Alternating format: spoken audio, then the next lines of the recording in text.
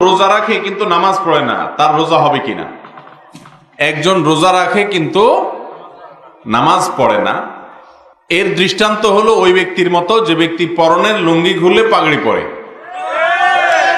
পরনের লুঙ্গি আছে, এখন সেই লুঙ্গি খুলে কি পড়ছে? অনেক সওয়াব হয়েছে না?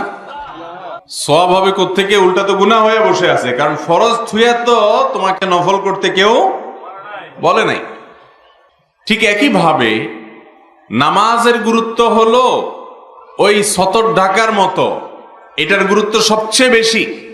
রোজার গুরুত্ব বেশি না নামাজের গুরুত্ব বেশি?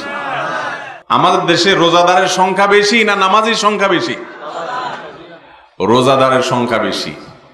রমজান মাসে শয়তানকে আল্লাহ শৃঙ্খলাবদ্ধ করেন তো সবাই আলহামদুলিল্লাহ, বা সমাজের বেশিরভাগ ইমানদাররাই মাশাআল্লাহ রোজা রাখার চেষ্টা করে, এটা ভালো।